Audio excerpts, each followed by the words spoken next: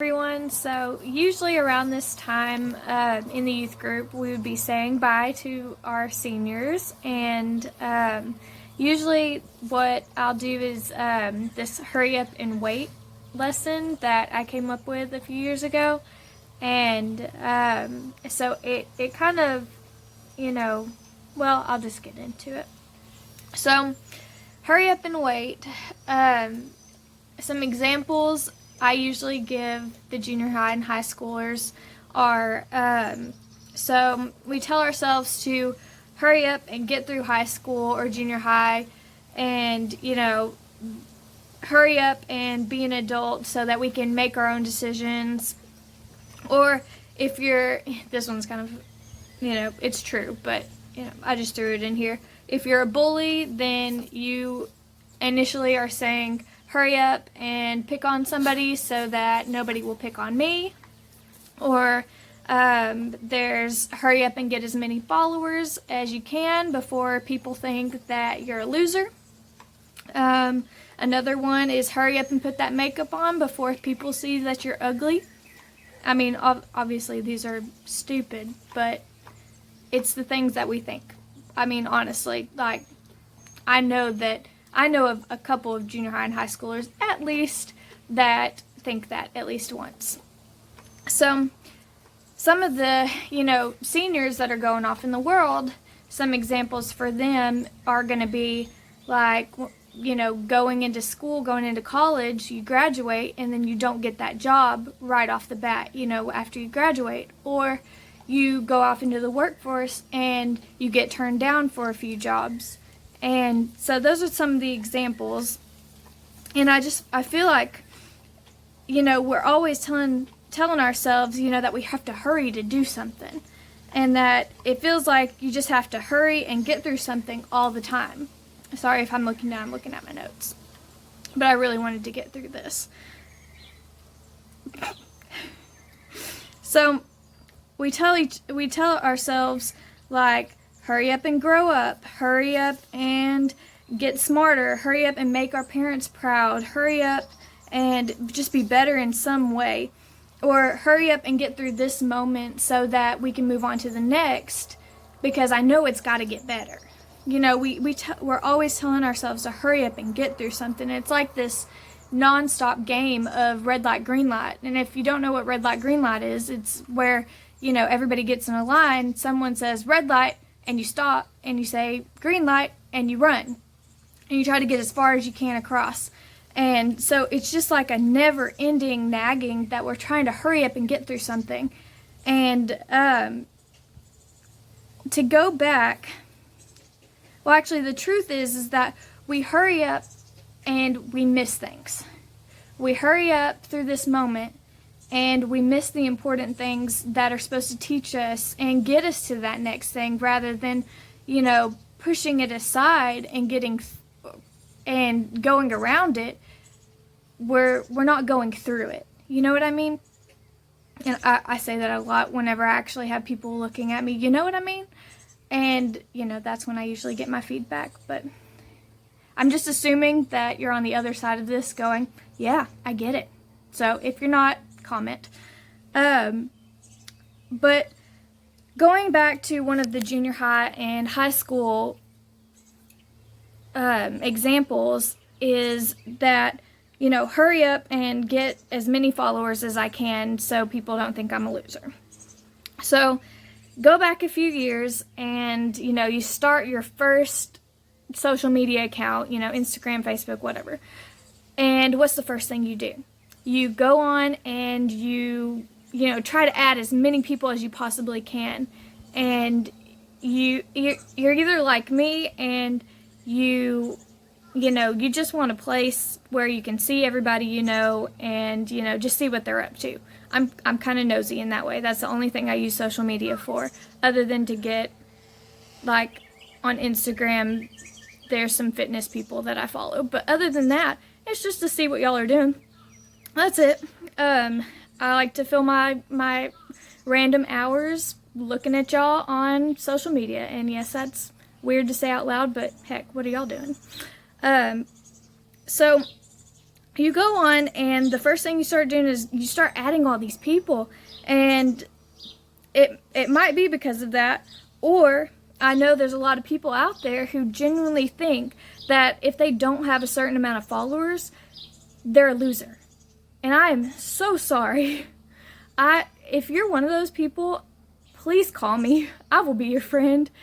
I will find multiple other people to be your friend, and I just don't want you to feel that way. I don't want you to feel that if you don't have 20, 30, 500, 1 million followers, that you're a loser, because that's ridiculous. Where this hurry up and wait concept fits in is that we will hurry up and act before we even think about it, or before we even consult God about it. And that's the problem, is that we're hurrying up and doing things because we think it'll make things better, or we think it'll make us happy, before we even think about it, before we even consult God and what His plan is for us. And that's what, the first lesson on the hurry up and wait is about.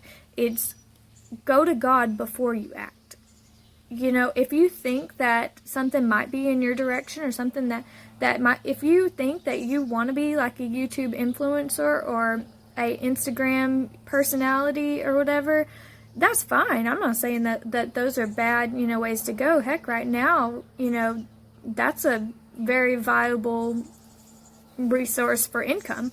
But what I'm saying is, don't just jump into it without consulting God, because God knows best. And God, He proves time and time again that He knows what you're going to succeed in. He knows the path that is perfect for you. And if you just go to Him for a second before you just run and jump in, then He'll say, yeah, go for it. Or He'll say, maybe not right now. And that's that waiting. That's okay. So that brings me kind of into lesson number 2 that we'll get from hurry and wait. And it's that sometimes we do, we get that message from God, like, yes, this is what we need to do. Go for it, do what you have to do to get there. And God will guide you through that. And that's great. If you're in constant contact with God, and that, I'm going to use my personal story. I knew that I wanted to be a counselor at a very young age. And so I knew I'd have to go to college right out of high school. So I went to college. I failed math 3 times, but that's okay. So I graduated, and I thought, oh, now I'm going to just go get a job. That's, I actually had been focused so much on school that I didn't even really think about, where I was going to get a job beforehand. So I started just applying to jobs, but it took me about a year and getting a completely different job as an activities director before I even got a job that was even related to psychology or in the therapy/counseling field. But it took me a while, and a lot longer than I was even thinking, because I knew that's exactly what I was doing. So I was going gung-ho, and I just, that's what I was going to do, because I knew God was pushing me to that. But I didn't realize that there was going to be a waiting period once I graduated. And so I was discouraged, I was frustrated, and I was like, well, dang, what did I just go to school for? Why don't I have a job yet? And I had to learn that it was just that there were things that I needed to learn before I could go into the field, and before I needed to meet other people. I needed to have this activities director job, and now I have an amazing job, as an early childhood intervention specialist, and I'm helping people in that way that I knew that God was pushing me towards. But it was getting through that waiting period that was hard, and I know a lot of people have situations like that. So, just insert here your situation where you just went into something knowing that that's what God wanted you to do, but then you got there and you had to hurry up and wait, basically. I know that this term, hurry up and wait, I've heard it from somebody in the military before. I've never been in the military, but I grew up a Marine brat, and I have a ton of family members, and, spider. Anyways, I derailed.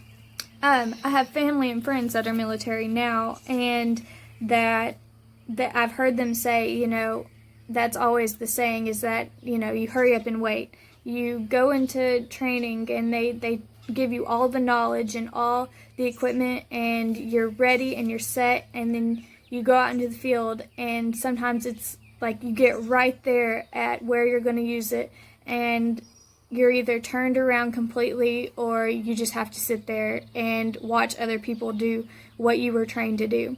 And some, you know, I know some that have said that that was some of the hardest, you know, things when they were deployed, is to just sit and wait, because you're trained to do one thing, and you're so ready, and you're just, you know, that's all you can think about is doing that thing, and then you're told, oh, sorry, not right now. Maybe tomorrow, maybe later, but not right now. And it's hard. And we all have situations in our lives like that. And we have to remember that just because it's not on our time, you know, it's our human nature to think that everything has to be on our time. And it's just a bunch of baloney. It's made up. Our time is made up. It does not exist. The hours that we put on a day, they don't exist, guys. I mean, we made it up. If you think that, you know, just ask a mom, honestly. I know a lot of moms out there that they think they're going to get certain things done in a day, and then they realize that they have kids, and that they have a husband, and that they have, you know, all these other things that factor into this time during the day. And we have to remember, and we're reminded all the time, that the things that we want and we know we need, or, you know, the things that we think we need, that's all irrelevant because there is so much that is factoring into our lives without our knowledge, and that's why we have to trust God. One of the things I can think about is in the Bible, there's multiple times that the disciples questioned God, questioned Jesus while he was on earth, and he told them, you know, we just have to wait, you know, trust God, pray. And they were like, I don't want to do that. They questioned him so many times because he would leave the group and he would go and he would kneel and pray, and he would be gone for maybe a day or two, or gone for, you know, a few weeks whenever he was tested in the wilderness. And they never seemed to get it. And I think they finally started to, whenever they realized that God is great. Jesus just died on the cross for us, and he is risen. I think that's what he meant. I think I get it. You know, they had to be prepared at all times for what was ahead of them. And then Jesus, you know, was preparing them. He was teaching them all the time. And then sometimes they were just ready. You know, this group of men had been encouraged by Jesus, and women, I guess, yeah, too. I can't forget the women. But they were always being encouraged, always being uplifted, and always being, you know, taught the way of the world. You know, things that I wish I could know. You know, I wish I could have been there to walk with Jesus, to ask him questions and to question everything. But I know that I would have been just like them in times where they were about to go into a town and, you know, preach the word. I would have been like, let's go, let's do it. Let's go through, you know, walk through the night and, you know, the day and everything. And who cares about meals? Let's do it. But to be actually in that situation where Jesus is like, no, we're gonna wait for a second. We're gonna go pray. And I would be like, what? We're gonna wait? We've got all the skills. We've got the knowledge. We've got you. You can do anything. We've got it all. Why not just go? But Jesus was teaching us that we need to step back sometimes and consult God to make sure that we're still on the path with him, and to make sure that we're not running into something that we're not prepared for, because sometimes we think we're prepared and we're not. we're just not ready. And sometimes as humans, we just want to jump into things. And I hope that, this is speaking to you in some, because I could give multiple examples right now of how we're having to wait, and, how I feel like youth pastors everywhere are, and regular pastors too, we've got the knowledge and we've got what God is saying, but sometimes it feels like we have to wait. We're having to wait to even see our people, but we're finding ways that God has guided us to reach people. Different ways than we ever would have thought. And if we would have just jumped into things, then we probably wouldn't reach that many people. And if we don't pray and if we don't talk to God in our everyday, then we'll jump into things that we don't even know what we're getting ourselves into. It's just our humanly way. It's just what we do. So, as seniors in high school that are going off, don't jump into things without consulting the person who knows you best, without consulting the person who knows, I keep saying person, God, but that's just because I talk to him all the time. I have to, because I don't have anyone else to talk to right now, so that's good. But honestly, you have to talk to him.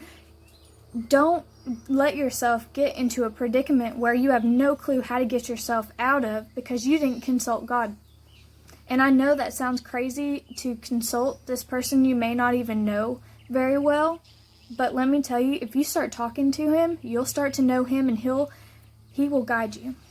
And that's the only way I can tell you. I mean, if I would have not consulted God on so many different decisions the past couple of years, I would be in a completely different place. I might have been that party girl. I might have been a completely different person, someone who is negative all the time.